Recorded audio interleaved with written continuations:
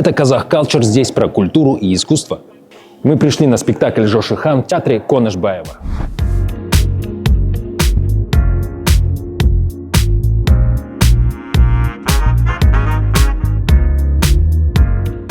Негізі осы қазақ даласына Ұлытауға келіп, Алтын Орданың құрылуы. Осы Алтын Орданың құрылуы, соның қалай пайда болған бастапқы осы Жошы келіп құрып кетеді, осы Қыпшақ даласына келіп.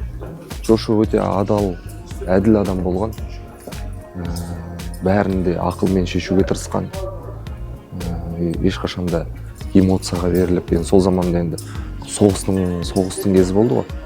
Ешқашанда бір эмоцияға беріліп, қырғын жойғынсыз елді ақылмен жаулауға, бәрінде ақылды түрде шешуге тырысқан. Құрметті көрермендер, біздің осы Қалибек Қуанышбаев театрындағы тарихи спектаклімізге келіңіздер, Жошы Хан деген. Біз сіздердің қолдауларыңызды әрқашанда күтеміз. Менің есімім Жолдыбек Диана, мен осы біздің театрда актриса болып жұмыс жасаймын. Осы Жошы Хан спектаклінде мен Жошының ең сүйікті әйелі Бектомыштың рөліндемін.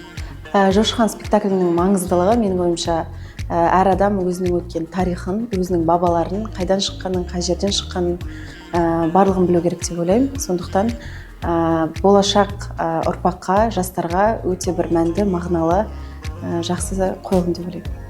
Құрметті көрермен, сіздерді біздің театрға осы Жошы Хан спектаклінің қойылымын тамашалауға әрқашан күтетін боламыз.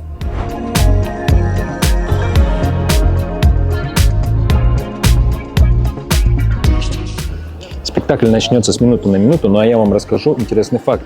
История спектакля повествует вам о взаимоотношениях Чингисхана и его сына Жошы Хана. И самое интересное, она состоит из двух частей. Это Чингисханская Орда и Казахская Орда. И повествует о становлении казахской государственности.